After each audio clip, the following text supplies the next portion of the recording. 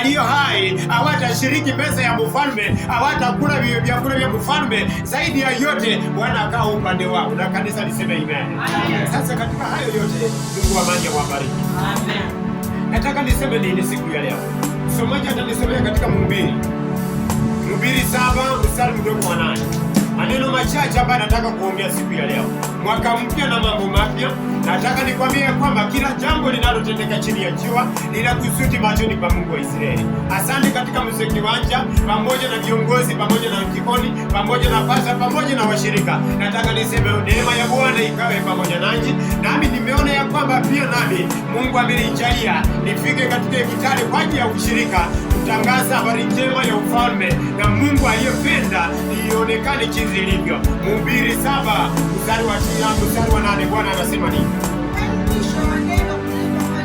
Heri mwisho wa neno kuliko mwanzo wake,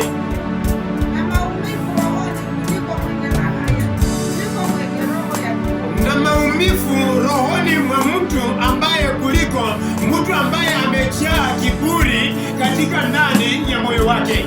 Kanisa liseme amen. Usifanye haraka kwa kukasirika rohoni mwako, kwa sababu hasira inakaa katika mkifua ya mpumbavu. Mungu akubariki. Kanisa liseme amen. Biblia inasema ya kwamba heri mwisho wa neno kuliko mwanzo wa neno uliopokea. Mbona mtumishi wa Mungu na Suleimani aongea katika haya maneno?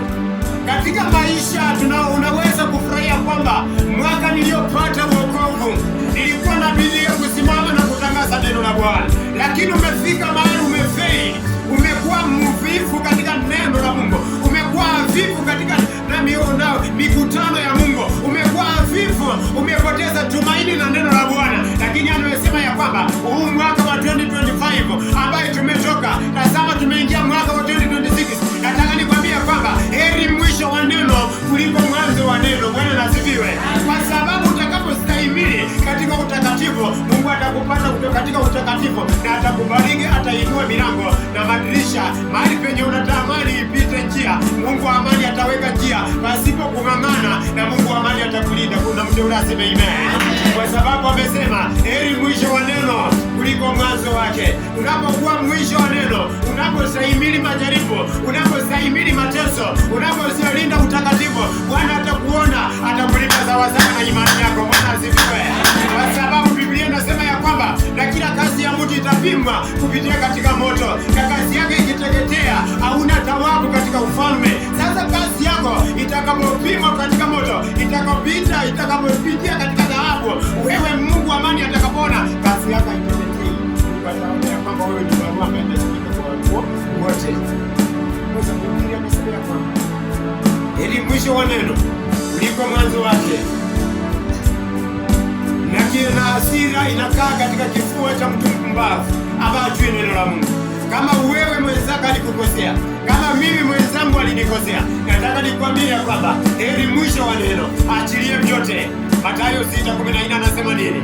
Mungu anasema ya kwamba msipowasamea watu makosa yenu, msipowasamea watu waliowakosea, dhambi waliowakosea, hakika Bwana wa mbinguni hatawasamea. Bwana nasifiwe. Kwa sababu Agano la Kale anasema ya kwamba hata ilikuwa katika mwaka wa 7 mtu akikukosea, kila mwaka wa 7 ilikuwa katika mwaka wa maajilio katika wana wa Israeli. Hata mkopeshaji aliyokuwa amekopesha ndugu yake asimudai tena, kwa sababu Mungu alikuwa ya kwamba katika mwaka wa 7 katika wana wa Israeli, Mungu alishuka katikati yao na anawaponya, anawasamea kila maovu na dhambi zao, na Mungu anawalinda. Bwana nasifiwe.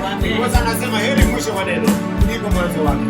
Heri mwisho wa utakatifu kuliko mwanzo wa wokovu. Afadhali uchunge vitu vyote, ukoze vitu vyote, lakini Biblia inasema ya kwamba, kwa sababu Biblia inasema ni ya kwamba walio wa kwanza watakuwa wa mwisho na wa mwisho watakuwa wa kwanza. Ndipo Suleimani anasema heri mwisho wa neno kuliko mwanzo wake.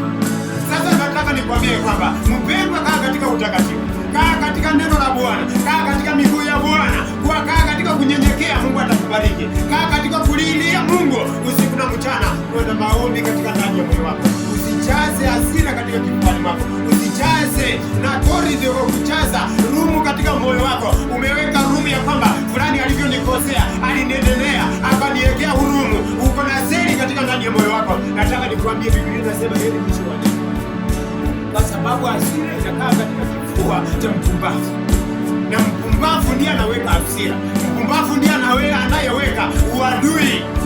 Mpumbavu ndiye anayesema ya kwamba tutasameheana mbinguni. Watu wengi wanajifariji katika hili. Nataka nikwambie mama, katika mbingu ya kusema ya kwamba tutasameheana mbinguni, huo ni upumbavu katika ndani ya maisha yako. Huo ni ujinga katika ndani ya maisha yako, na hiyo ndio mfumo ya mataifa wanaosema ya kwamba sisi tutasameheana mbinguni. Nataka nikwambie, mbingu la nyanya yako na baba yako na apostle na bishop aliko kule, mbingu ambayo ilipo ni ya watakatifu, na mbingu ya Biblia inasema baada ya hayo nikaona nchi mpya na ikishuka, Bwana akifanya masikani pamoja na wanadamu, pamoja na watakatifu waliolinda utakatifu na wakakaa katika utakatifu. Kama mambo yalikuwepo, wanakaa chini ya meza na wanatengeneza, wanasema hili ni libaya, hakika hapo linikwaza, naomba unisamehe. Na kama mtu ambaye ako tayari aponyeka, na Mungu anamsamea, na Mungu anashuka katikati yao, anawaponya dhambi zao, na analinda maisha yao, kwa sababu Bwana analinda watu wake, na Mungu anakaa katika kifua cha mtu mnyenyekevu, mtu anayeomba, mtu anayetubu, mtu anayelia usiku na mchana. Lakini usiseme ya kwamba nitaenda Jumapili katika kanisa maneno niliyopikiamo, unena ambao unanena mahali hapa, neno unapotoka katika huu mlango, neno unarudia katika hiyo neno. Biblia inasema ya kwamba sisi tuliofiwa katika dhambi mara moja, Kristo alivyofiwa katika dhambi mara moja, hatutaishi katika dhambi. Mungu katika dhambi ndiposa neema ya Bwana iongezeke. La hasha, uliyefia katika dhambi hatutaishi katika dhambi. Nataka nikwambie mama,